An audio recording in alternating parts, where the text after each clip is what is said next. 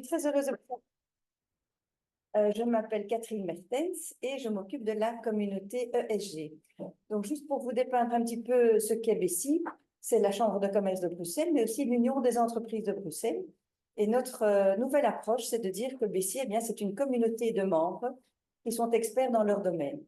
Alors, aujourd'hui, eh bien, c'est un événement qui m'a été suggéré par Nadine. Je trouvais que cette thématique, justement, d'accompagner les personnes qui s'occupent d'autres personnes, eh bien, c'est super important. Vous êtes tous centrés sur les autres et parfois on s'oublie. Et pour bien vous occuper des autres, eh bien, il faut bien s'occuper de vous. Et donc, voilà, je vais vous laisser entre les mains, je ne sais plus ton prénom, Arbani, qui va vous accompagner jusqu'à 16 heures.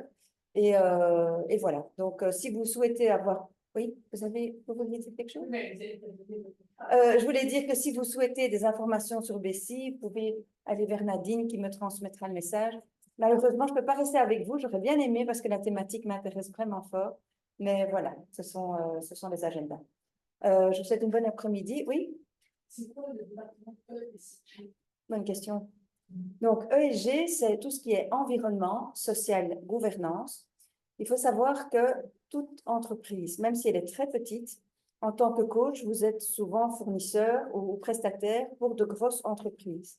Vous êtes aussi concerné par cette thématique parce que, eh bien, maintenant, les entreprises ou les petites PME, TPE, qui ne s'orientent pas vers la durabilité, vers le social, eh bien, n'auront plus accès à du financement et n'auront plus accès à des subsides. Et donc, j'organise régulièrement des événements pour sensibiliser, pour que vous soyez au courant, parce que ce serait dommage que vous ne puissiez plus être prestataire pour de grosses sociétés ou de moins grosses. Les toutes grosses vont devoir rendre le premier rapport non financier pour fin 2024. Ça veut dire que ben voilà, si elles vont être attentives à leurs fournisseurs, à leurs prestataires, et si vous n'êtes pas dans cette orientation-là, eh bien, ils ne viendront plus vers vous, ils iront vers quelqu'un qui aura fait cette approche. Il y a quand même, enfin, il y a plein de conseils qu'on vous donne sur le site, et mes coordonnées se trouvent aussi sur le site, donc si vous souhaitez des informations par rapport à cette thématique-là, je ne vais pas aborder ça aujourd'hui parce que je ne vais pas empiéter sur la présentation, mais soyez attentifs et vous allez entendre de plus en plus parler de ce scope 3, qui est donc les fournisseurs de toute entreprise qui doit écrire en fait ce rapport. Voilà, ça va?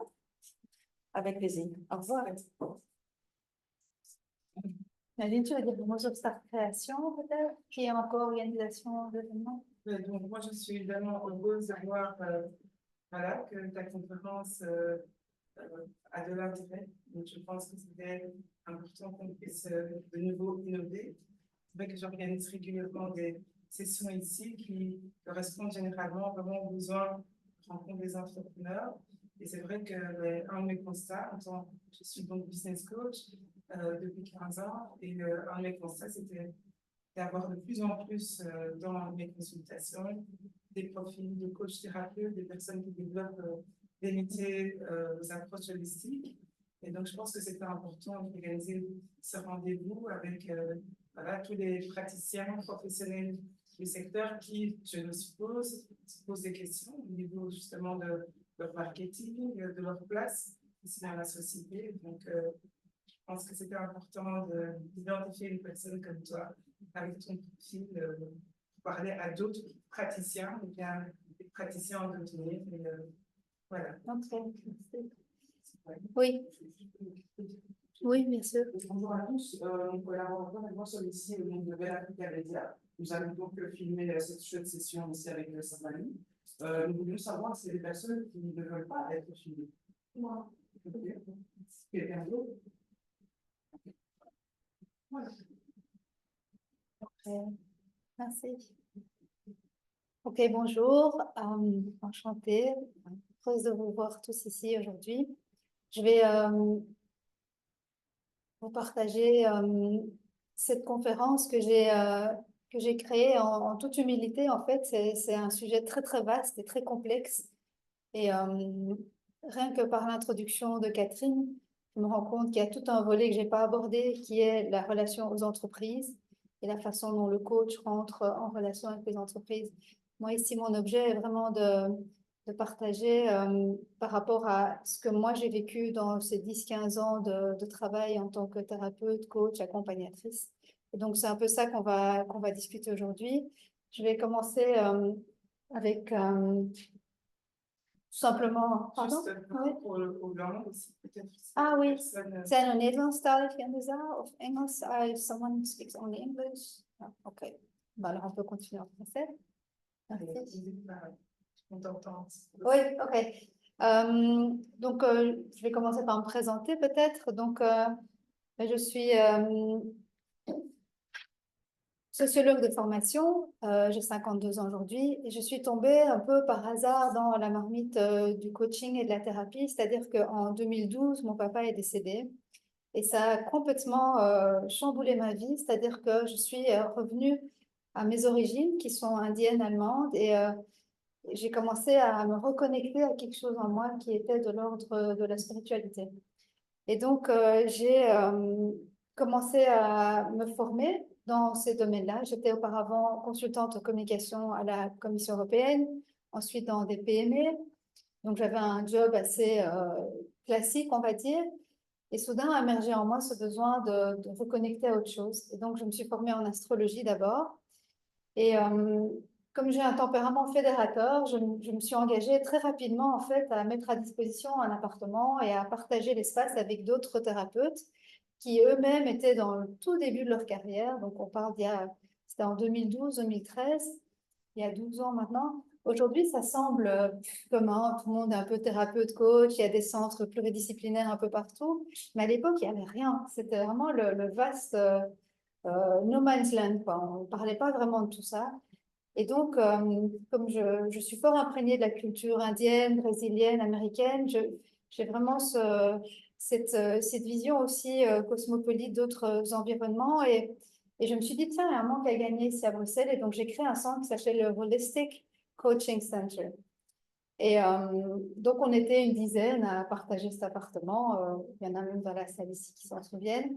Et c'était le tout début, donc les thérapeutes n'osaient même pas mettre leur nom sur le site internet que j'avais créé parce qu'ils étaient dans cette posture, oui, mais on n'ose pas se lancer. C'était vraiment le tout début avec la difficulté entrepreneuriale aussi de prendre un numéro d'indépendant. Je suis en train d'adresser ici tout le côté aussi légal quand tu te lances comme entrepreneur dans le coaching ou dans l'accompagnement.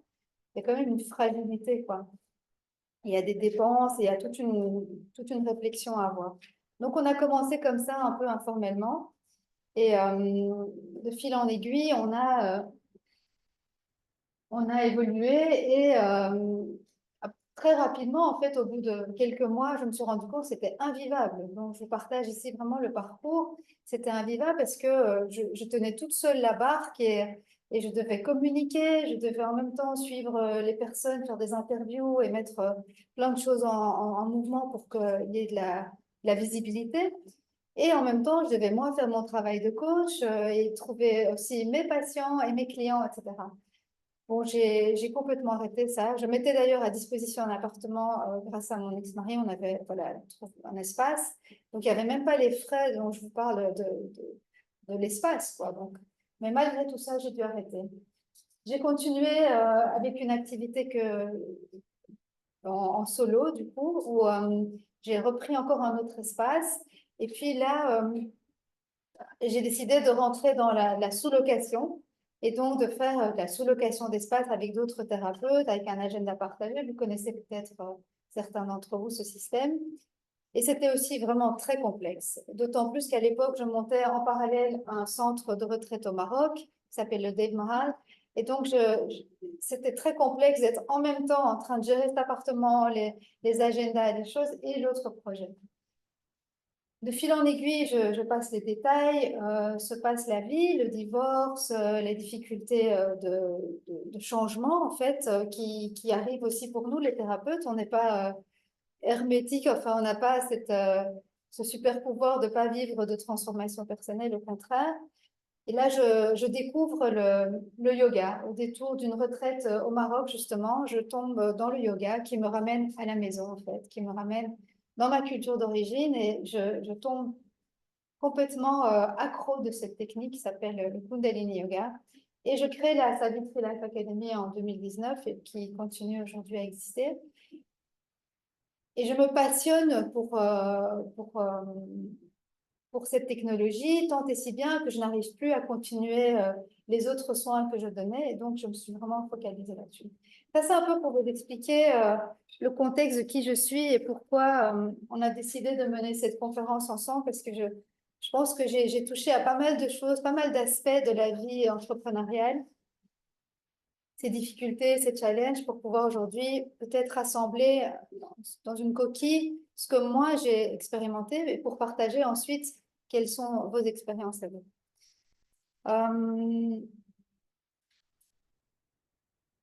Donc aujourd'hui, nous allons parler du contexte aussi. Donc je vais vous passer en revue ce que j'ai trouvé sur le net, les définitions de qu'est-ce que les métiers du bien-être, puisque vous êtes ici rassemblés sous cette étiquette il y a un peu de tout en fait dans cette étiquette. Le bien-être, c'est quoi?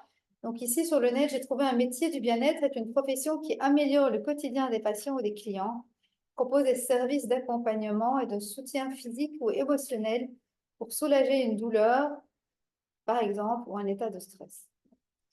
Pour moi, intuitivement, les métiers du bien-être, ça comprend aussi bien des psychothérapeutes, des sophrologues, des kinésiologues. Ici, il parle de phytothérapeutes, ostéopathes. Il y en a pléthore. Il y a autant de techniques et de technologies que ce que vous avez découvert pour vous-même et qui vous a fait du bien quelque part. On passe tous par ce chemin de transformation et on trouve un outil qui nous parle et on devient spécialiste de cet outil. J'ai rajouté dans cette liste aussi professeur de yoga. Pour moi, on fait partie des métiers du bien-être aussi. Coach, qui n'était pas dans la liste originelle non plus. Tout ce qui est accompagnement à la méditation, à la respiration. Et puis les coachs fitness aussi, qui n'étaient pas dans cette liste de métiers du bien-être. Alors, je serais très curieuse de savoir qui est dans la salle et quel métier vous avez. Mais je ne sais pas si on peut faire un petit tour, juste si vous voulez juste dire dans quel domaine vous êtes. Moi, je travaille chez des sinon je fais la communication. Ok, pas de souci. Voilà. Tu es dans le bien-être de Bessie. Oui, c'est ça. Moi, je ne suis pas professionnelle du bien-être. Je travaille sur le développement d'une application qui servira à différents professionnels de bien-être pour proposer des services. Ok, une plateforme, ok. Je suis formatrice, consultante et coach en entreprise. Ok. Pour les yoga Kundalini, Tu peux aussi yoga Kundalini. Je travaille avec une fédération humaine, mais aussi dans des coachs, maintenant, pour encadrer dans le cadre de vie. Merci. Okay.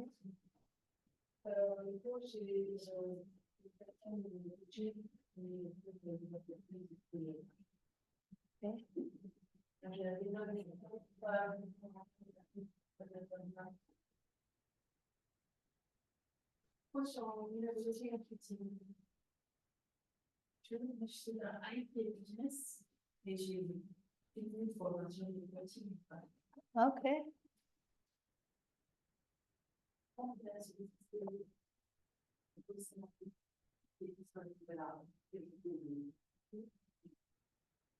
comme psychologie clinique, psychothérapie systémicienne, je travaille dans la communication des familles,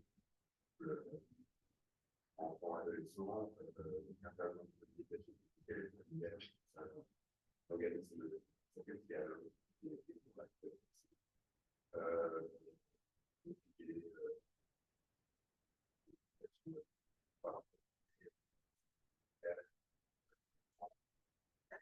Mathieu, stop.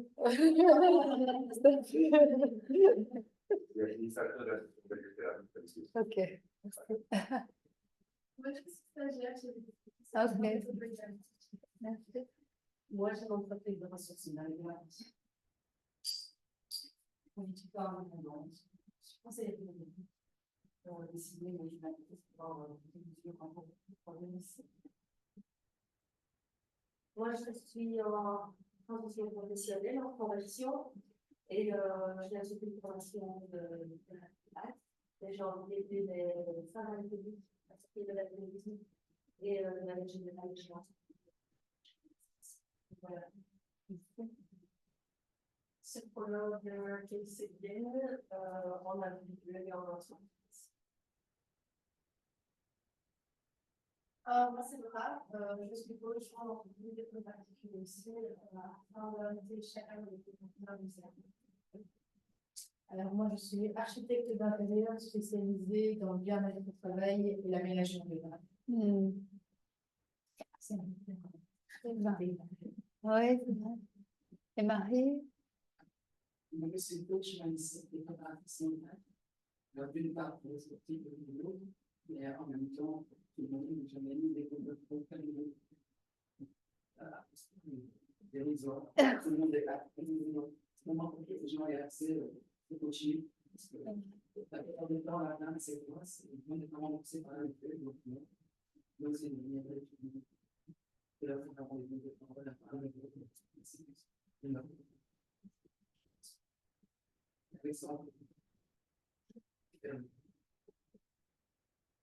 Monsieur? Moi, Mercedes, une société de consulting, qui s'appelle Quick Consulting. Dans ce contexte-là, je suis enseignant dans une solide académie dans le domaine de la sécurité électronique certifiée par le ministère de l'Intérieur. Et alors, d'autre part, j'ai une activité de conseiller dans le fiduciaire suisse dans le domaine de la cession et de l'acquisition de sociétés. Je suis un collectif anglais. Merci d'être là. Je suis psychologue et psychanalyste, j'habite et je travaille juste à côté ici. Donc, quand j'ai appris les conférences, je ne connaissais pas ici. Je suis aussi enseignant en psychologie en école et à l'université. Dans le cadre de mes cours, j'invite parfois des thérapeutes d'autres orientations que la mienne pour favoriser le débat et l'échange avec les étudiants. Donc, je suis curieux et intéressé de voir ce qui se fait dans le métier de bien. Merci.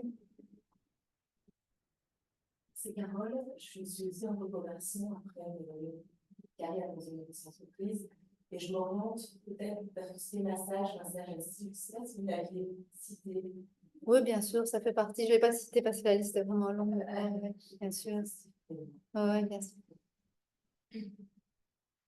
Voilà, moi je m'appelle Ariane, j'ai un parcours d'entrepreneur, j'ai plusieurs entreprises et j'ai une conviction, c'est que toutes les entreprises sont réformant et intelligentes sur le vote. Et donc, depuis quelques années, déjà présent, je suis convertie comme coach en entreprise et j'accompagne principalement des personnes qui veulent créer une boîte et des personnes aussi en connexion, des personnes en burn-out ou assimilées toutes. Alors, je ne sais pas si je suis coach, c'est un mot qui ne me correspond pas, mais en tout cas, j'utilise des outils. En tant que solide de marge, j'ai des outils qui font des rapports entre le corps, le vêtement, le corps particulier, et les adresses étudiantes. Je vais utiliser des choses comme la numérologie.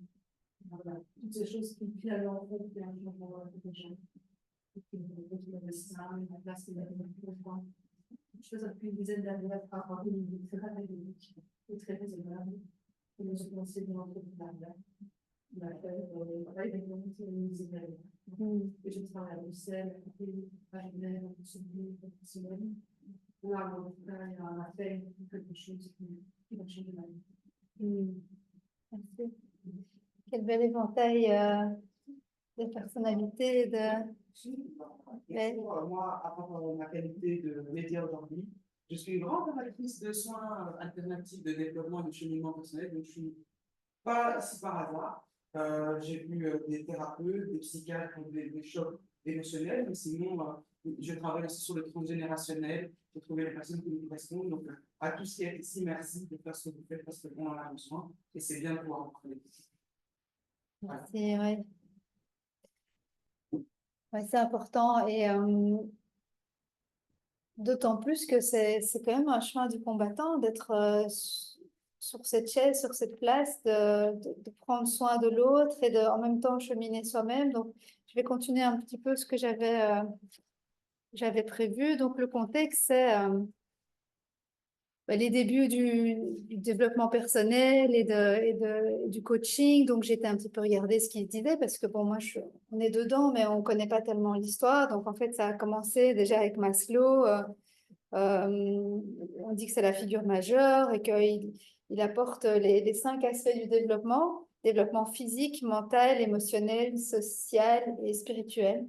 Donc ça, ce sont les aspects qu'on développe. Moi, ce que j'ai observé, c'est que avec la recrudescence d'informations, on est dans une société où on est tellement envahi par l'information et par l'image et par les médias sociaux et par la comparaison et par tout ce qui se passe, cette effervescence constante autour de nous que, eh bien, on a envie de performer, quoi. Il y a ce truc de la performance, on a envie de réussir et donc la société a besoin de coachs et de thérapeutes et pour que chacun puisse briller et être au plus haut potentiel de qui il est, parce que c'est ça qu'on pousse aujourd'hui dans la société actuelle, c'est d'être à la plus haute version de soi-même constamment. Et donc ça, c'est un peu le leitmotiv qui est derrière la plupart des gens qui suivent du coaching. Après, en tant que thérapeute, le profil des coachs et des entrepreneurs dans ces métiers, c'est... j'ai regardé un petit peu les statistiques, j'avais demandé à l'UCM, mais j'ai pas eu de chiffres pour la Belgique. Mais en France, apparemment, il y a beaucoup de gens qui se convertissent à l'âge de 40 ans, 41, 42 ans. Les gens quittent la filière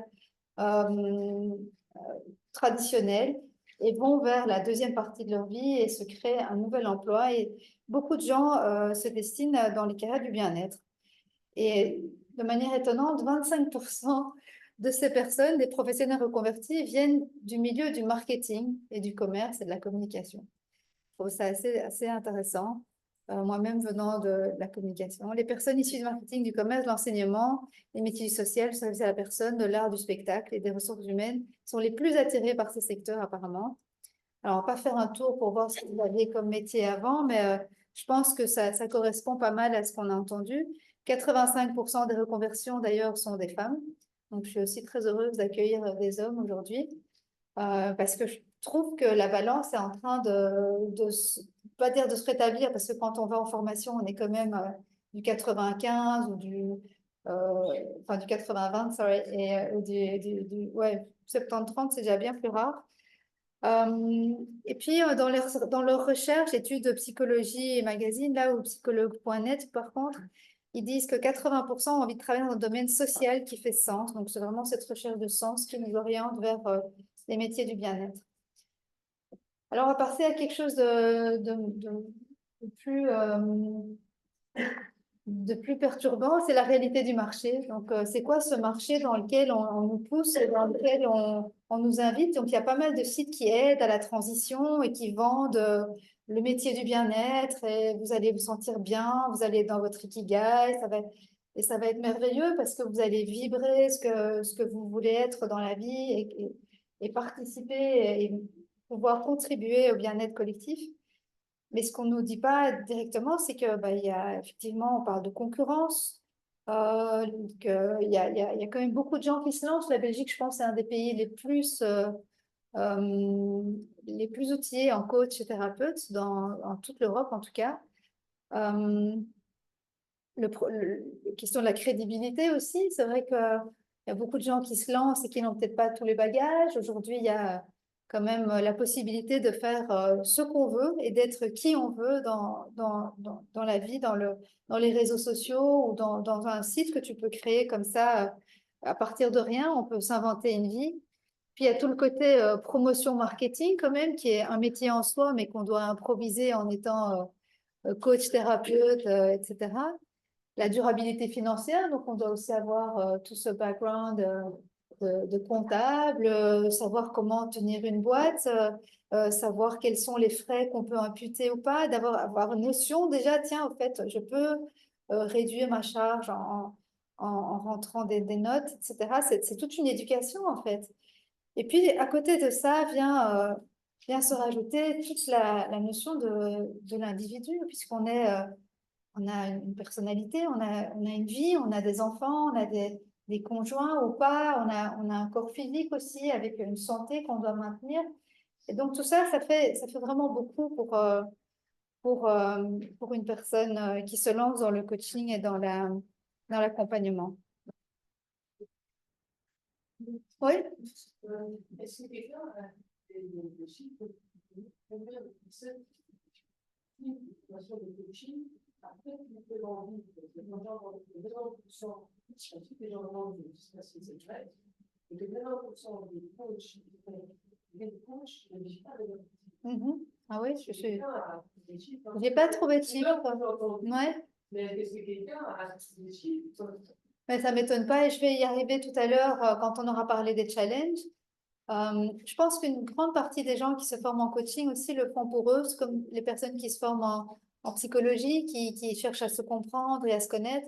Je crois que c'est la base de la curiosité qui nous mène vers un outil ou un autre. C'est notre personnalité, c'est notre recherche à nous connaître nous-mêmes en fait. Peut-être aussi que la question du chiffre, c'est qu'il y a beaucoup de professions qui ne sont pas réglementées. C'est très difficile en fait de saisir vraiment qui fait quoi, qui est qui. Et, donc ça, je pense que ça, c'est une des difficultés de l'union des classes moyennes, de ce que j'ai déjà entendu. Il y a des chiffres, c'est International Coaching Federation. Oui. Pour chaque année, des services qui demandent combien c'est compliqué, la moyenne de prix par session, etc. Donc, j'imagine que là, après, il va y avoir des plus.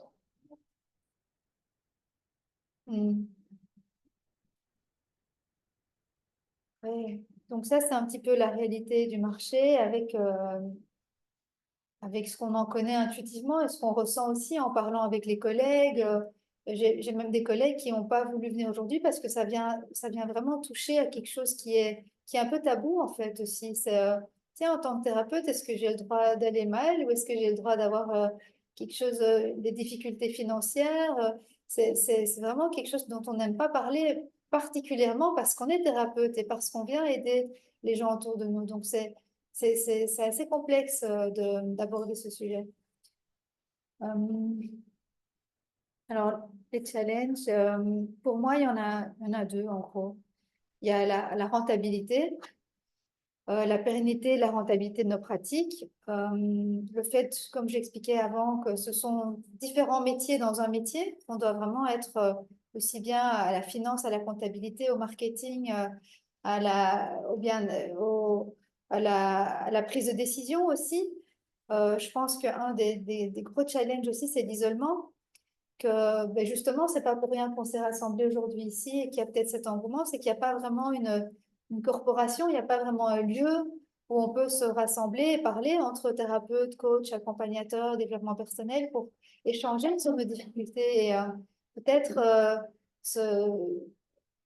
créer des systèmes, des networks, des réseaux qui nous soutiennent au-delà des coworking pluridisciplinaires, etc. Il y a vraiment des caractéristiques de notre métier à nous.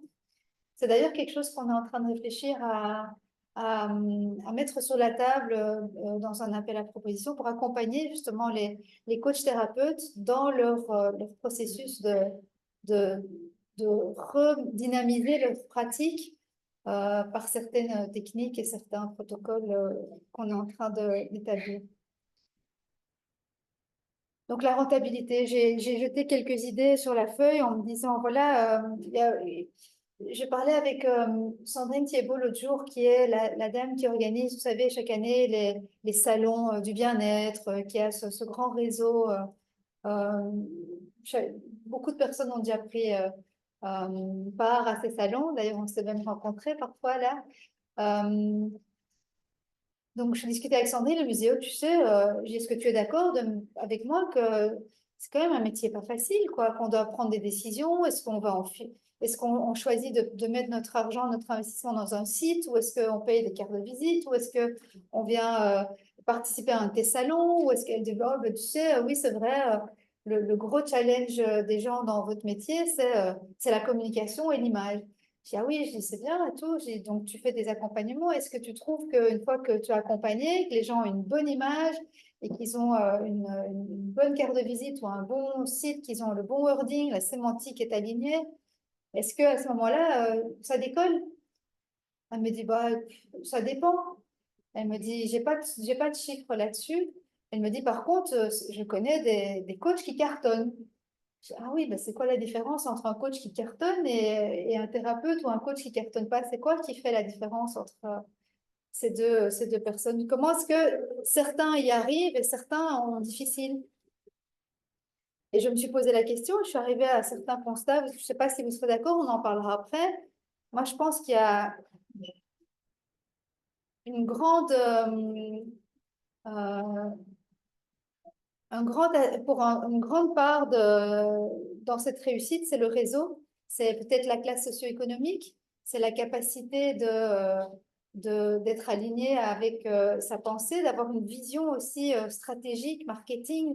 Il y a des gens qui ont ce talent inné de savoir exactement ce qu'ils doivent dire et comment ils vont le dire et que ça va percuter.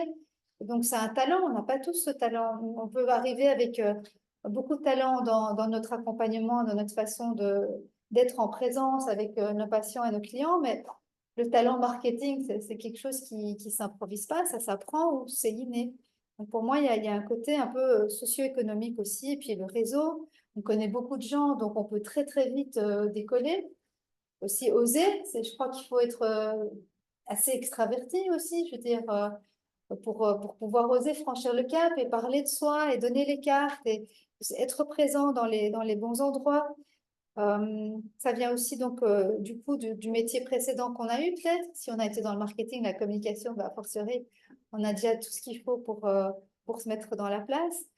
La posture, l'approche face au business. Donc, quand je travaillais chez Credal, parce que j'ai fait de l'accompagnement business chez eux aussi et chez JobUSF aussi, on parlait toujours du danger d'être amoureuse de son projet. C'était un danger parce qu'on rentre dans une relation d'amour avec son projet et du coup, on en perd la distance nécessaire pour en faire un service et d'en faire un produit, en fait, qu'on va marketer et qu'on va vendre. Donc, il y a tout cet aspect-là aussi. C'est de l'éducation, ça. C'est de la formation. Puis, il y a toute la connaissance qu'on a déjà dit au niveau fiscal comptable, une personnalité plus business. Alors, j'étais en train de réfléchir, est-ce que c'est peut-être une personnalité plus yang ou plus yin? Est-ce que ça aurait à voir avec ça? Je ne sais pas, c'est quelque chose qu'on peut discuter aussi. Et puis, il y a tout le côté veille concurrentielle, s'armer de consultants, et puis du coup, d'avoir les fonds aussi, parce que c'est un investissement de se lancer, de devoir payer des consultants en marketing, ou alors un site web, enfin voilà, c'est quand même aussi des frais. Et puis d'être au courant, quels frais sont déductibles, etc. Donc ça, c'est toute une partie pour moi cruciale de la réussite et des challenges de l'indépendant. Et puis l'autre, c'est pour moi, c'est le bien-être personnel. Et qu'est-ce qui fait qu'on tient sur la longueur et qu'on continue inlassablement, qu'on se lève et qu'on a du courage et qu'on continue? Pour moi, il y a quelque chose de l'ordre de l'hygiène du thérapeute. Donc, c'est un concept qui me travaille, qui est important à mes yeux, dans le sens où, en tant que thérapeute, c'est vrai qu'on est souvent supervisé, hein, chacun dans sa corporation, j'aime bien ce nom un peu moyenâgeux, mais chacun dans sa discipline a son superviseur. Mais je trouve qu'au-delà de cette supervision qui, somme toute, reste un peu intellectuelle, il y a quelque chose de l'ordre de l'être aussi, de la fondation de l'être qui est important, et de retrouver vraiment l'essence du pourquoi, son enracinement, son ancrage, et je vais rentrer dans un vocabulaire un peu plus yogique peut-être, un peu plus spirituel, c'est de trouver son axe et de bien être vigilant à ne pas se perdre dans le brouhaha de tout ce qui se passe autour de nous, de toutes les difficultés, et de laisser notre belle énergie, notre positivité descendre petit à petit. Donc, ce qui est très important, comme tu disais tout à l'heure, c'est d'être entouré. Je trouve que c'est vraiment quelque chose de crucial. L'isolement est un vrai fléau au niveau du thérapeute et du coach. Puis les ressources, hein, c'est vrai que c'est un certain coût d'aller voir quelqu'un ou d'être dans des réseaux. Donc ça, je trouve que c'est vraiment quelque chose de capital dans la vie du coach thérapeute. Et pour moi, ça fait partie c'est le deuxième plus grand challenge, je trouve. C'est vraiment de garder sa base et de rester stable dans sa posture et de rester aligné. Donc aligné avec tout ce que ça représente au niveau aussi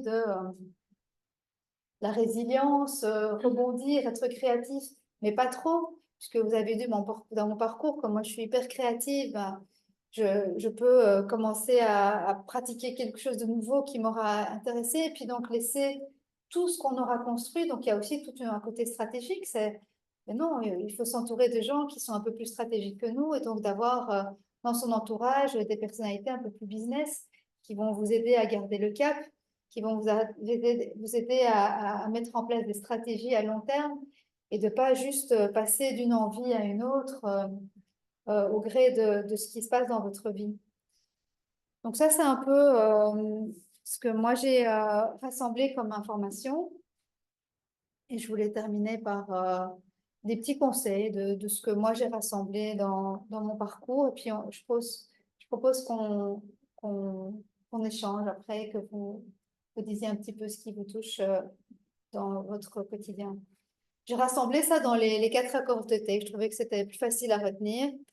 Donc, dans Fais toujours ton mieux, j'ai mis l'important de choisir un projet qui nous plaît suffisamment et pour lequel on a du détachement, pour y travailler même quand on n'est pas dans le mood, quand on n'a pas vraiment envie, de continuer à être aligné pour la communication, de rester en phase pour répondre aux nécessités de notre stratégie. Pas un projet qui nous tient trop à cœur, il faut que ça reste lucratif aussi, donc de mettre en place ce qu'il faut au niveau calcul et projection pour que ce soit rentable, rester créatif et résilient, sortir du travail à l'heure aussi. Ça, c'est quelque chose qui m'a été souvent répété et qui est de plus en plus à la mode aujourd'hui. Le travail à l'heure ne permet pas vraiment une croissance dans ce genre de pratique, en fait. Donc, c'est intéressant à un moment donné de proposer des packages, des programmes et des solutions un peu plus englobantes. Parce que le côté minuté n'est à la longue pas possible en fait à perpétuer. Je vous donne un exemple. J'ai une dame dans mon entourage qui était kinésiologue et qui était très, très performante. Elle avait énormément de clients. Je pense qu'elle a décollé sa clientèle en 2 ans. Elle remplissait son cabinet à longueur de journée.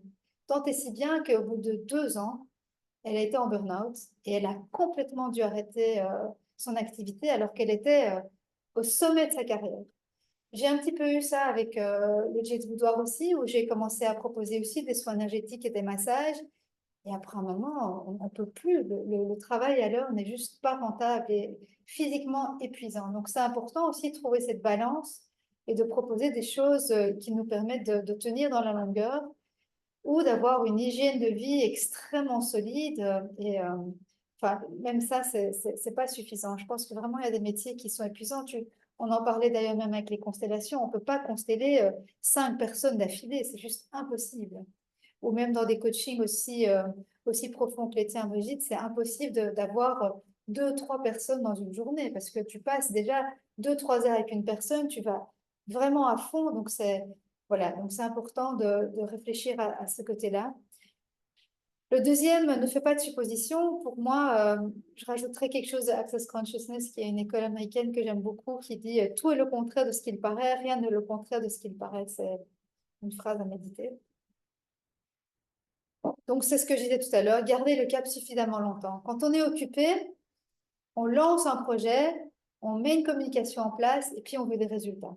On veut des résultats tout de suite, dans la semaine, dans les 2 semaines, dans les 3 semaines, sinon on change de cap. Donc, c'est important de se dire, mais non, en fait, quand tu lances une communication, quand tu lances un projet, ça va mettre du temps, c'est énergétique, c'est les ondes, quoi. Donc, tu dois aussi te rendre compte du temps, laisser le temps au temps. Et donc, ne pas rentrer dans des conclusions qui te font dire, ah ben, en fait, ça prend pas. Non, c'est pas que ça prend pas, c'est que ça prend du temps.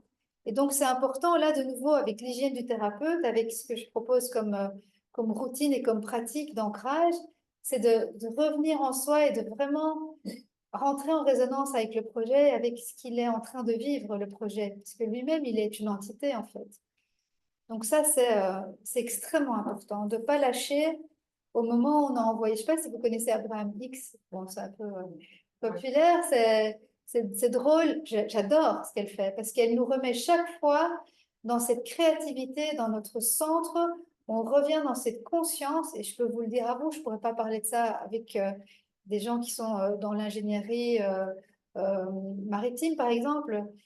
Ici, on peut parler dans ces termes-là. On sait qu'il se passe des choses au niveau quantique, au niveau vibratoire, et donc c'est très, très important de revenir à cette conscience-là régulièrement, et de ne pas rester dans le mental et dans le côté chiffre et stratégie.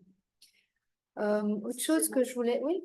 Et les autres personnes que vous avez citées? Ah, Abraham X, c'est une dame qui canalise et qui propose des méditations guidées en ligne. Mais je partagerai, si tu veux, tout à l'heure ses coordonnées.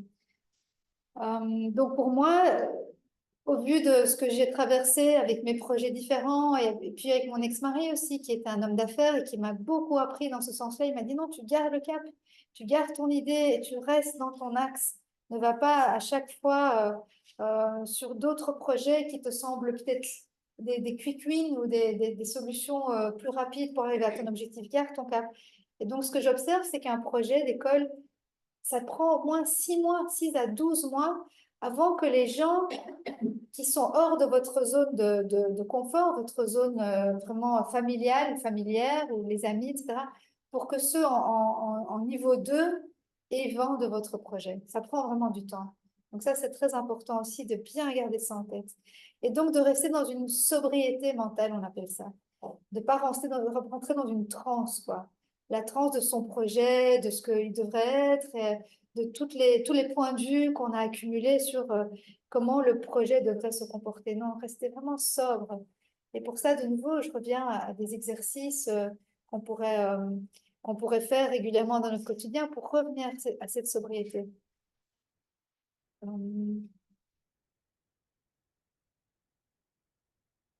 Après, il y a un autre concept que j'aime beaucoup qui s'appelle le push and pull. Je ne sais pas si vous connaissez le push and pull. C'est aussi quelque chose qui vient d'Access Consciousness. C'est ce jeu avec l'invisible. Tu peux faire du push, et on parle de ça en marketing aussi. Tu peux faire du push et vraiment inonder ton réseau avec des informations. Là, je viens vraiment dans du concret. Hein. Tu mets de la pub et tu pousses, tu envoies des emails et des messages à tout le monde. Ou bien tu pulls. Alors, le pull, c'est juste d'être présent et être dans une vibration forte et joyeuse de ce que tu vis et de ce que tu proposes, et de rester vraiment dans ton axe. Donc le pull, je pense que c'est pas évident d'arriver dans cet état d'être. L'état d'être du pull, c'est vraiment celui dans lequel tu es dans cette confiance absolue que ce que tu proposes a du sens et que c'est important pour ta communauté. Et à partir du moment où tu es dans cet axe, dans cette vérité en toi, et que tu peux émettre, parce qu'on est émetteur-récepteur, je n'ai pas besoin de vous l'expliquer ici, donc en étant émetteur-récepteur, c'est de émettre. Et donc pas de pousser, mais de juste émettre, de rester dans cette vibration haute. Et on attire des gens aussi à nous. Et du coup, vous l'avez sûrement remarqué, vous qui êtes tous, en tout cas en chemin, on a souvent des clients ou des patients qui viennent raisonner avec nous, en fait, qui viennent nous apprendre quelque chose, qui sont en chemin vers nous, ils ont été attirés. Et on ne sait pas par quels moyens. Souvent, c'est des moyens qu'on n'a même pas prévus, en fait, qui font que cette personne vient vers nous. Donc, c'est se mettre en disposition intérieure, c'est le push and pull. J'ai une vidéo sur ma chaîne, j'ai une chaîne sur YouTube qui s'appelle Savitri Life Academy, sur laquelle je partage tous ces outils et je vous invite à aller voir et à découvrir ces petites vidéos. Le troisième concept, groupe d'idées, que ta parole soit impeccable. Alors là, on revient de nouveau à Access. C'est quoi d'autre est possible? Tu connais bien ça, Nadine, aussi, on en parle souvent. Quoi d'autre est possible? C'est quand on est face, là, je vous donne vraiment tous mes petits outils. Hein. Quand on est face à un blocage et qu'on est face à une porte fermée, rester dans cette créativité et cette résilience et lancer des questions. On parle beaucoup de lancer des questions. Pourquoi? Pour ne pas rentrer dans des points de vue qui nous sclérosent, en fait, qui nous figent. Et donc, on lance la question, quoi d'autre est possible? Et en Access, on propose de répéter cette question une dizaine de fois, voire une centaine de fois. Quoi d'autre est possible? Quoi d'autre est possible? Et en fait, tu donnes une injonction à ton cerveau. Peut-être que vous pourrez l'expliquer en tant que psychologue, thérapeute, etc. Moi, je n'ai pas tout le côté scientifique derrière ce fonctionnement, mais Quand tu te parles à voix haute, ou quand tu fais du journaling d'ailleurs, tu parles à une autre instance de toi. Donc, tu parles à une partie plus intelligente de toi qui vient alors répondre à ta demande, tout simplement. Et donc, si tu arrives à te parler à toi-même à voix haute et te dire quoi d'autre est possible, il y a tout de suite quelque chose qui se met en branle en toi et qui vient te apporter des solutions. C'est assez phénoménal comme astuce et je vous invite vraiment à la pratiquer. Quoi d'autre est possible? Et l'autre aussi, hein, tout est le contraire de ce qui paraît, rien n'est le contraire de ce qui paraît, c'est génial. Hein, par exemple, vous êtes face à une conclusion, vous faites un constat, vous dites, ah, j'ai un jugement sur une situation. Si tu te répètes une centaine de fois, mais tout est le contraire de ce qui paraît, tu peux sortir de cette conclusion et devenir beaucoup plus ouverte à une autre possibilité. On a ça en neurosciences aussi, on a une collègue en neurolinguistique qui nous fait souvent des exercices. Comment ça s'appelle encore cet exercice qui est super? Que ferait Barack Obama ou des choses comme ça? Que ferait... ouais, ça, c'est très, très chouette aussi pour sortir de conclusions. Et notamment, puisqu'on parle de ça aujourd'hui, des challenges du thérapeute, de conclusions par rapport à notre situation, de conclusions par rapport à notre réussite, de conclusions par rapport à l'intérêt de ce qu'on fait, de conclusions par rapport à notre légitimité. C'est très, très important de rester vraiment aligné. Oui, que la parole soit impeccable aussi. Je voulais amener sur le tapis que pour moi, la concurrence n'existe pas. Et ça, c'est vraiment important. Surtout vous qui vous lancez. La concurrence n'existe pas. Il y a de la place pour tout le monde. Pour moi, on n'est pas concurrent. Ça n'existe pas. On est tous différents. On a tous une autre vibration. On a tous une autre couleur. On apporte tous quelque chose de très unique à la table. Et plus vous serez vous-même, plus vous serez authentique à briller qui vous êtes, à montrer votre couleur, plus ceux qui ont besoin de vous pourront vous reconnaître. Vous voyez ça sur les réseaux, tout le monde en parle, mais c'est une vérité. Et si vous pouvez vraiment être convaincu de ça, qu'il n'y a pas de concurrence, ben on vivra un monde beaucoup plus humain, quoi, plus amoureux, plus dans l'amour, plus dans comment dire, la collaboration. Je pense que c'est ça aussi l'ère du Verseau, c'est cette ère où on est très, très, très au courant que cette compétition n'existe pas. C'est quelque chose qui nous a été inculqué pour qu'on se mette tous les uns sur les autres. Alors, je ne vais pas rentrer dans des considérations de manipulation, etc. Mais il faut être vigilant quand même à ce qu'on nous fait croire ou à ce qu'on achète comme information. Donc, être vraiment bien aligné aussi avec ce qu'on croit au fond de soi en tant qu'humain. Mais non, la concurrence n'existe pas. Donc, c'est très important, au contraire, de dire du mal ou de se comparer aux autres. C'est tellement un poison, comparaison poison. Ne pas se comparer aux autres, ne pas se comparer à l'autre coach ou même au thérapeute qui habite à côté de chez toi ou qui est plus visible. Ne te compare pas, c'est pas nécessaire. Au contraire, va rejoindre des coworking, va rejoindre des groupes de femmes, des groupes de parole, des groupes de pratiques, des business groupes de femmes. Tout ça nous rassemble. Ça, c'est très, très important. Je crois que l'isolement, c'est vraiment le plus dangereux puisqu'on est chez soi, on veut limiter les frais. Je connais, j'ai vécu tout ça aussi. Donc, c'est vraiment réfléchir où est-ce que je vais investir, où est-ce que je vais me sentir bien pour pouvoir être en forme et vraiment montrer qui je suis. S'entourer de personnes ressources aussi. Bon, ça, vous le savez tous. On a tous dans notre entourage les 4-5 personnes qui nous soutiennent à travers tout. Alors, quand j'étais chez Credal, on avait un petit tableau, j'aurais dû le mettre dans la présentation, qui donnait les 4-5 profils de personnes. Donc, celui qui est négatif et qui critique tout ce que vous faites, il est aussi important que celui qui est positif et qui vous soutient. Parce que le négatif, il va mettre en place le mental négatif, qu'on utilise en Kundalini aussi, qui est celui qui vient avoir de la précision, d'aller beaucoup plus précisément dans ce que vous faites, dans l'analyse de ce que vous faites et pas rester dans cette rêverie dans laquelle on peut être quand on est juste poussé et stimulé. Alors on est tout va aller bien. Non, sois précis, va vérifier, viens faire un peu plus de travail dans la précision. Oui, ne pas changer de cap trop souvent, ça je vous l'ai dit. Ça je le réécris pour moi-même aussi, tout en restant sur la balle, être résilient, voilà. Et puis le dernier, ne pas en faire une affaire personnelle. Donc, comme je disais tout à l'heure déjà, ne pas rentrer dans une dépression isolante de l'entrepreneur. Bon, c'est un peu drôle à dire comme ça, mais c'est pas très drôle. Quand on le vit, on peut vraiment se stigmatiser soi-même aussi. Oh, il n'y a rien qui marche, moi je décolle pas, elle décolle, l'autre il décolle plus vite. Donc il y a ce concept de aide-toi et le ciel t'aidera. Bon, ça vient de la Bible, c'est pas quelque chose dont on parle tous les jours, mais on a ça en tout des lignes aussi, c'est let go, let God. Fais ce que tu dois faire, et puis à la fin, laisse l'univers et les choses se mettre en place pour toi, tu seras aidé. C'est la nature des choses. La vie veut qu'on soit, qu'on grandisse. La vie veut qu'on soit dans l'expansion. C'est le mouvement naturel de la vie. Donc, c'est important de faire son travail avec rigueur, avec sobriété et courage, et puis de lâcher prise. Donc, il y a un côté très thérapeutique et très serein, en fait, dans cette approche de l'entrepreneuriat. Donc, ne pas nourrir la négativité si on vit des difficultés, ne pas se joindre à des idées victimisantes, ne pas trop aller sur les réseaux aussi, je vous le conseille, franchement. Je veux dire, je sais qu'on nous pousse beaucoup à communiquer, à aller voir ce que les autres font, ça. Faites-le un peu, mais minutez votre temps quand même, parce que c'est extrêmement nocif pour le bien-être, extrêmement nocif pour la qualité de vibration. Ça nous remplit d'informations et de points de vue et de choses qui ne sont pas nécessaires dans notre alignement.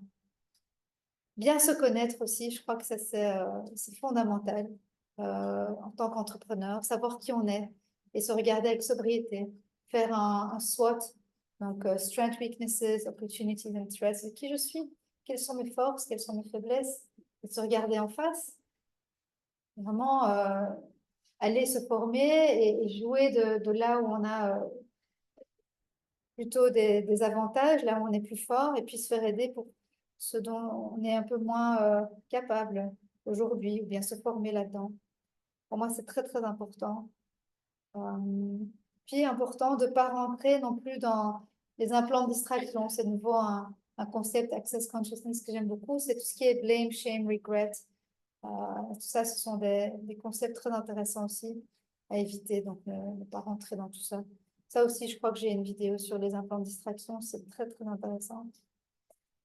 Voilà, et au-delà de tout ça, ce dont je voulais vous parler aussi, c'est donc l'hygiène du thérapeute, qui est un peu le bottom line de ma présentation, parce que pour moi, c'est ce qui nous garde en vie, c'est ce qui nous fait vibrer à la plus belle version de nous-mêmes, et c'est ce qui nous permet de continuer à être résilient, performant, en bonne forme, aussi bien physique, émotionnel, social, enfin tout ce qu'on a vu tout à l'heure en développement personnel.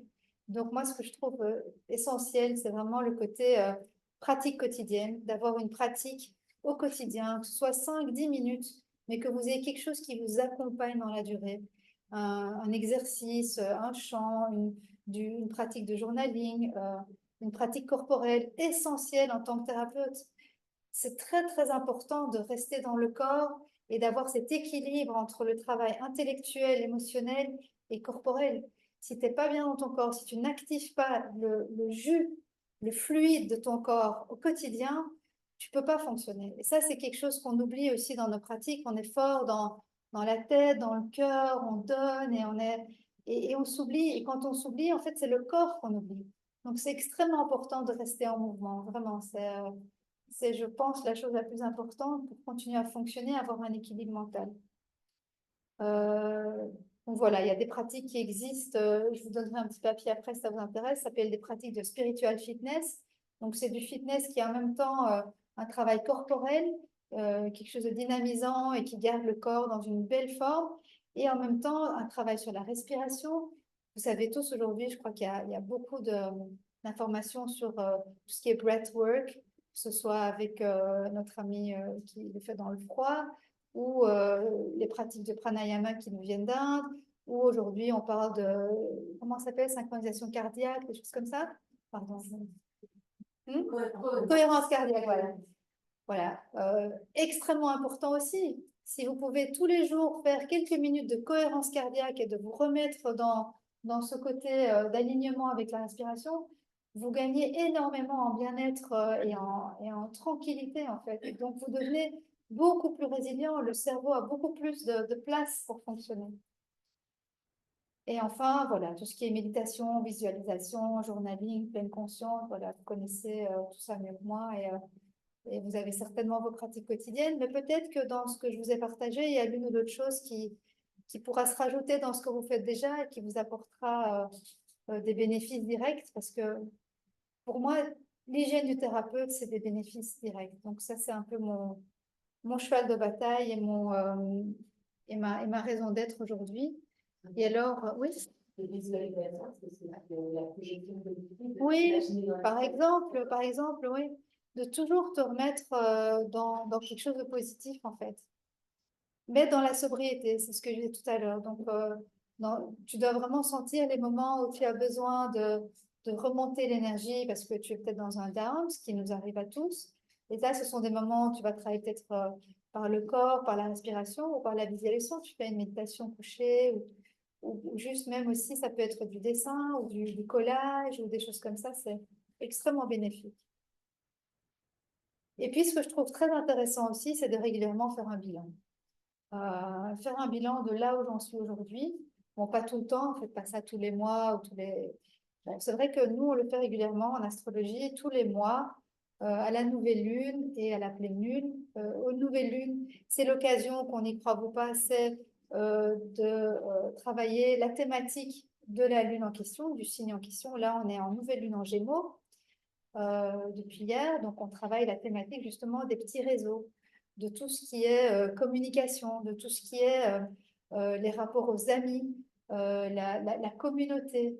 Tout ça, ce sont des choses qu'on est en train de remettre à jour dans son système. Donc, les nouvelles lunes sont les occasions de redrafter, si tu veux, tes objectifs pour les 6 mois, puisque tu récoltes à la pleine lune 6 mois plus tard. Alors ça, ce sont des façons de faire astrologiques, mais c'est intéressant même en tant qu'hygiène personnelle. Pourquoi pas chaque mois aller visiter la thématique du signe en question, puisque ça fait partie de l'intelligence aussi de se questionner sur qui suis-je aujourd'hui en fait.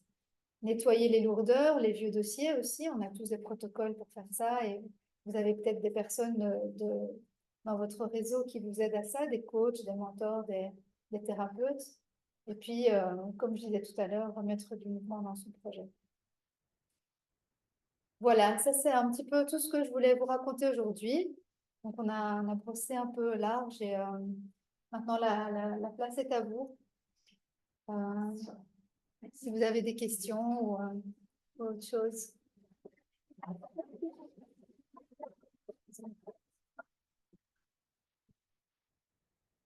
J'ai tenu mon timing, les gars. Est-ce que vous voulez partager des choses? Est-ce qu'il y a des choses qui vous ont touché plus particulièrement, peut-être dans ce que j'ai dit, qui ont résonné? Oui, je peux peut-être penser, moi je parle de coach, Oui. par de la difficulté souvent, qui est, je trouve, dans ce métier. Comme tu disais, comme tu disais, beaucoup de personnes font aussi ce travail d'assistance pour soi-même, pour se connaître, pour se réparer, et ne sont pas spécialement dévoués dans ce qu'on alors, moi, j'ai la chance que j'ai été entrepreneur et que je viens de la com, j'ai eu l'agence de pub et voilà. Donc, ça a que je fais facilement. Mais j'arrive pas à le prétendre, donc c'est vraiment difficile. Au moment où on voit ce projet unique, c'est le moment de l'obstacle, c'est vraiment une panique terrible. Donc, ça, c'est un premier constat, c'est une réalité. Donc, moi, dans les gens que je vois autour de moi, je connais beaucoup de coachs, je vois ceux qui réussissent pas, c'est pas du tout une question de confiance, c'est vraiment une question de peur. Avant tout, de peur de ce qu'on doit organiser. Et ceux qui réussissent, par contre, ce sont souvent des personnes qui ont vraiment fait un plan, de devenir le marketing. Avec leur marketing, et quand moi j'ai fait la formation, on m'a dit, il faut pas se rendre, il faut se l'acheter, je ne suis pas d'accord. Quand tu as dit ça, hein, c'est vrai qu'on vivre bien, il y a des choses qui se passent, c'est sûr. Mais ça me dit un autre. Quand on est entrepreneur, quelque métier qu'on fasse, on est un peu au fond de nous-mêmes. On est secrétaire, informaticien, on doit apprendre ça. C'est vrai dans tous les métiers entrepreneurs. Donc, alors, c'est la même chose. Je pense que c'est vraiment un isolement, un vrai problème. Si les coachs ou autres métiers étaient moins isolés, c'est plus facile. Il y a eu vraiment pas mal de réseaux de coachs, ça a un peu stagné, j'ai remarqué, mais il y en a encore. Donc ça existe.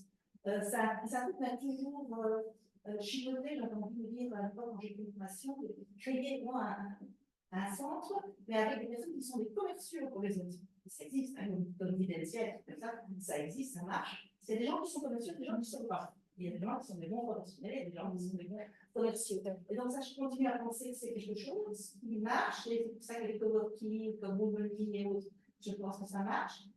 Les groupes de co-développement, c'est quelque chose qui est chaud. C'est de travailler avec des personnes qui amènent des idées, ou travailler sur des trucs comme des business model canvas avec des autres aussi, hein, réfléchir à quelles sont les pistes où je peux le vendre. Les dernières réflexions, c'est quand même beaucoup de coachs que je connais qui cartonnent, on est beaucoup dans mon équipage, ils ne sont pas des coachs. Ils sont souvent par des formateurs. Voilà, c'est ça. Et ceux qui cartonnent le plus, généralement, ils travaillent plus comme formateurs d'enseignants que comme coach. Voilà, c'est ça. Voilà. C'est ce que je voulais partager. Merci. Merci de partager quelque chose, mais je rejoins un petit peu la première partie de l'idée. Pour moi, c'est la difficulté entre rester connecté à qui on est, et souvent, si on fait un métier dans le bien-être, on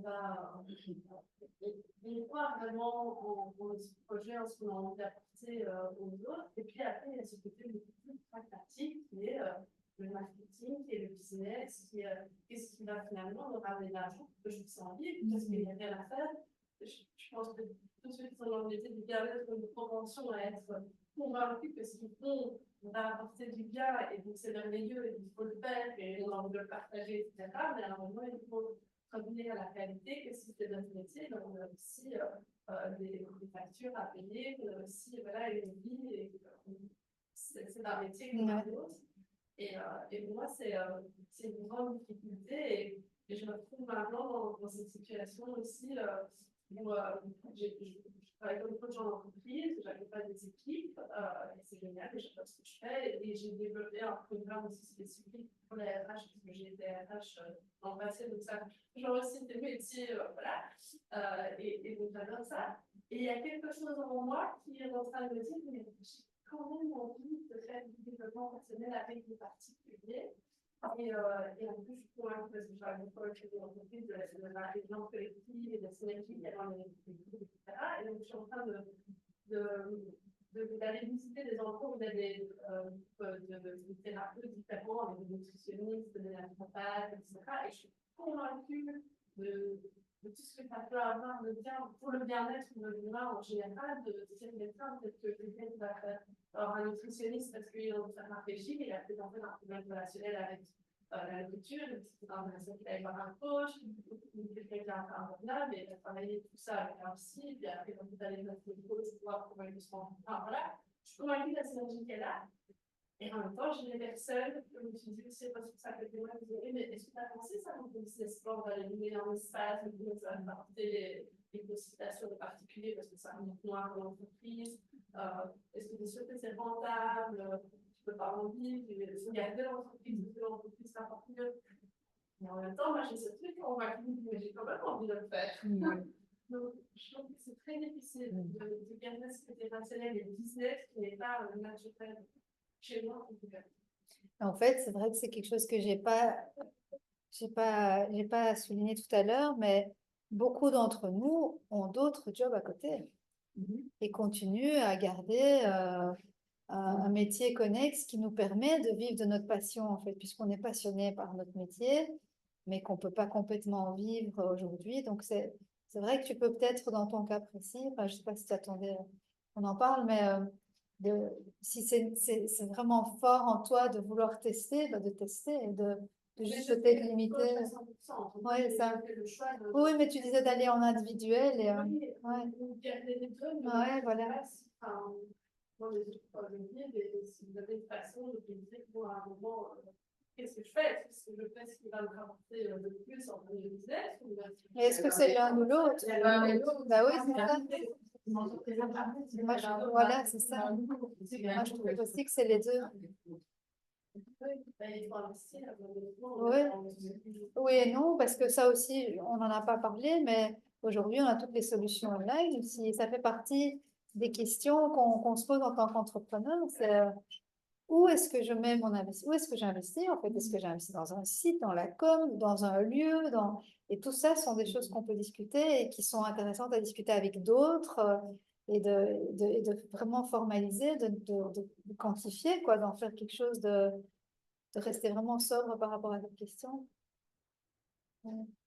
Oui, Moi, je voulais dire que je trouve très intéressant de mettre là les cartes sur table sur un sujet qui est réellement tabou, qui est manipulé politiquement. J'ose le dire ici parce que, d'une manière générale, on promeut, si tu veux, le statut d'indépendante et particulièrement le statut d'indépendant, thérapeute, coach, etc.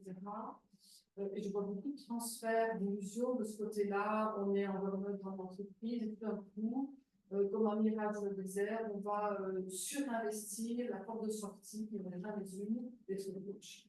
J'aime beaucoup la question qui a été posée ici, et as a matter of fact, il y a beaucoup de formations en coaching, bien sûr. mais sur les débouchés, voilà, donc ça veut dire que le coach ne s'en sort que s'il forme d'autres coachs, et ça c'est comme ça.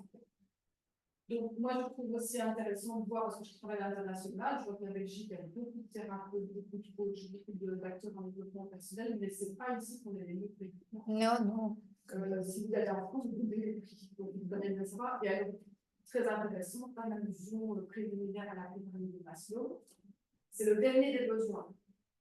Le dernier des besoins. Donc, en fait, moi, si je demande 100 € de l'heure pour un coaching, eh bien, je vais changer la vie des gens. Ce que je train de faire, en fait, il vais finalement, si dans le panier des choix à faire au niveau critique, eh bien, le plombier qui vient changer ma lessive, parce que tu en parles, il demande 75 € de l'heure pour un coaching. Et donc, je pense aussi qu'il faut avoir la sagesse d'extrapoler mon cas personnel et de voir quelle configuration sociopolitique n'est pas juste. Parce que je vois beaucoup de coachs qui se battent la coupe et qui se disent je suis pas bon, c'est pas juste. Ouais, ouais. Bah oui, c'est ça. Il faut regarder le big map et comprendre qu'à un moment donné, on va vous dire que c'est là qu'est la solution, parce que ça arrange les chiffres d'une société en général et que ça va faire baisser les taux de chômage. Regardez le nombre de coachs qui sont inscrits chez Smart pour avoir le chômage et pouvoir faire du coaching. Donc, il faut vraiment aussi regarder les choses dans l'ensemble. Je rappelle quand même que Tony Robbins, qui est le roi du coaching, il se vend pas lui-même. Il y a des gens qui vont être sur. C'est vrai. Donc, cette posture quand même très particulière. Tout un marketing. Venez chez moi, je vais changer votre vie. Ouais. Elle est éthiquement très sensible. C'est vrai aussi. Devons-nous vraiment provoquer le besoin chez les autres? Ils vont nous dire tu vas très mal, il faut venir chez moi. C'est difficile, et moi j'ai un plan. Oui, c'est ça. C'est vrai, c'est vrai. Dans ma petite. Et moi, je me fais très peu, je ne suis pas sur les réseaux, je suis plutôt dans cette posture-là. Et parfois. Ouais. Je trouve que c'est vraiment une question épineuse et qu'il faut la regarder aussi au-delà sur le. Ouais, c'est très délicat. Merci.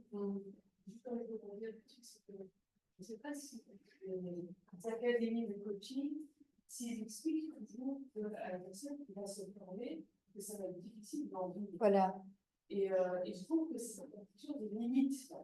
Moi, de forme, on voit aussi des coachs avec des spécialités, mais chaque fois, je dis, c'est pas la méthode que vous allez avoir des clients en plus. Et c'est à côté. C'est ma vie, pour un certain c'est là, c'est pas une bonne destination, on dit, ah, mais c'est juste pour avoir la compétition. Non, on peut pas côté. Ça, c'est pas la bonne. Oui, c'est vrai. Et ce qu'il y a quelque part, quelque chose qui. Oui, on peut miroiter, bah oui, c'est ce que j'ai retrouvé sur le net aussi, oui, c'est ça. Puis les salaires aussi, j'ai vu en France, ils prétendent que les profs de yoga gagnent 4 à 5 000 € par mois. Je ne sais pas où ils ont vu ce chiffre, mais c'est incroyable. Déjà, c'est impossible de donner cours toutes les heures de la journée. Enfin, comment est-ce que tu veux faire ça toute la journée, tous les jours? Et puis, qui va t'employer? Où est-ce que tu vas trouver les élèves? Est-ce que tu le fais dans une école? Les plus grandes écoles de yoga à Bruxelles, enfin, il y en a une qui a une chaîne, pour ne pas la nommer, et ils sont en déficit. L'autre jour, je regardais sur la plus grosse école parisienne, le Tigre, ils vendent leurs cours à 1 €. Mais comment tu veux faire concurrence à ça? Enfin, je veux dire, pas concurrence, mais comment tu veux te positionner et vivre bien de ta vie alors qu'eux proposent des programmes à 1 €, quoi. Donc, enfin, tu voulais dire quelque chose? Oui, en fait, c'est super intéressant de me trouver parmi vous parce que Donc moi, avec ma casquette, on va dire, de marketeur, branding, communication, et aussi de l'autre côté, qui consomme, j'aime pas me consommer, mais qui est friand quand même de travailler sur moi et d'avancer et de faire appel à des personnes comme lui, j'ai deux constats.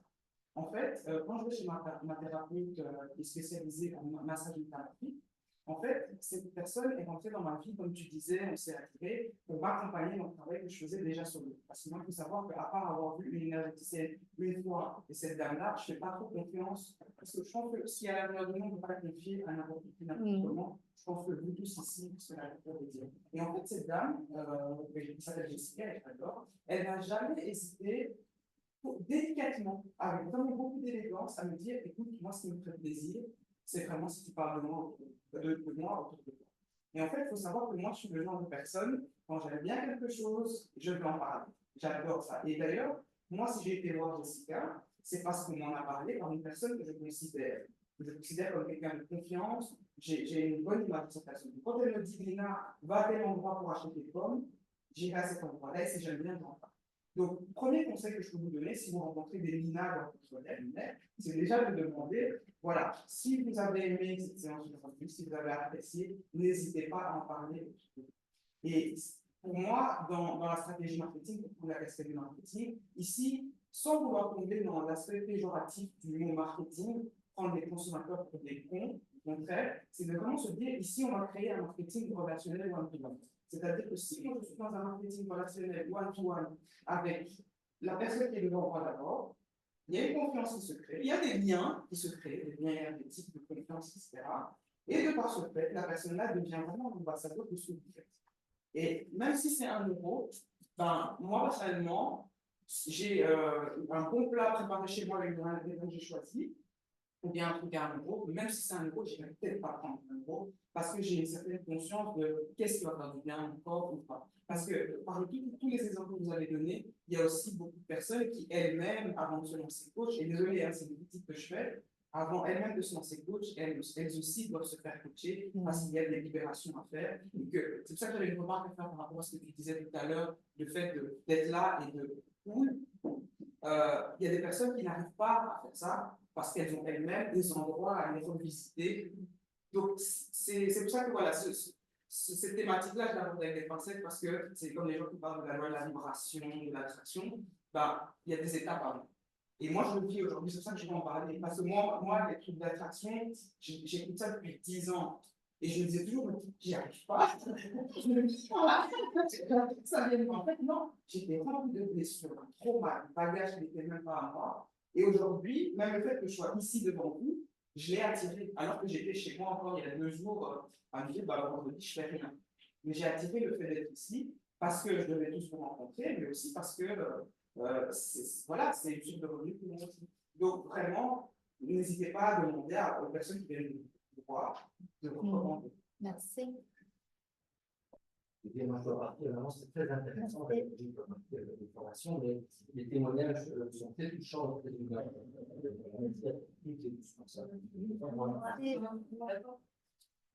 Oui. Je voulais répondre, c'est moi, Dora. Je voulais répondre par rapport à l'État, parce qu'à un moment, j'ai aussi été très confondue par rapport à ça. Moi, je me suis lancée en 2018 en tant que coach spécialisée en immunologie intuitive. Il y a une notion, en fait, d'évolution. L'idée, en fait, c'est de ne pas s'enfermer dans l'idée de départ. C'est-à-dire, au départ, par exemple, on s'éclate dans la mythologie, ça nous ramène de l'argent, et ce qui nous nourrit au départ, à un moment, ne nous nourrit plus.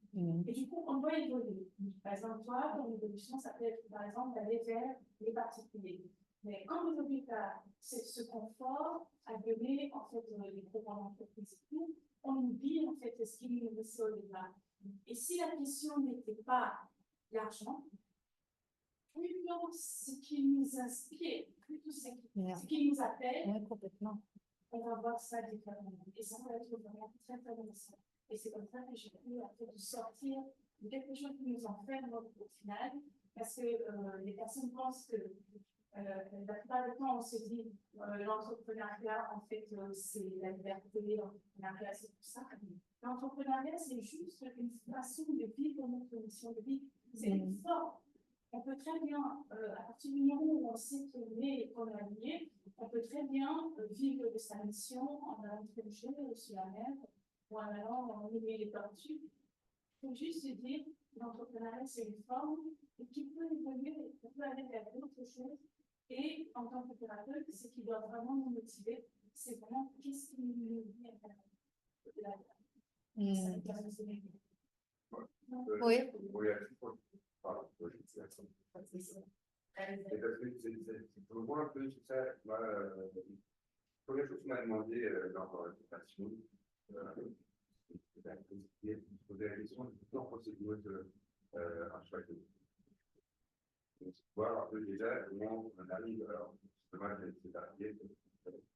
Mais avec le GLDAS, je crois que c'est une modèle. Si on arrive là, on est en échec de la thérapie.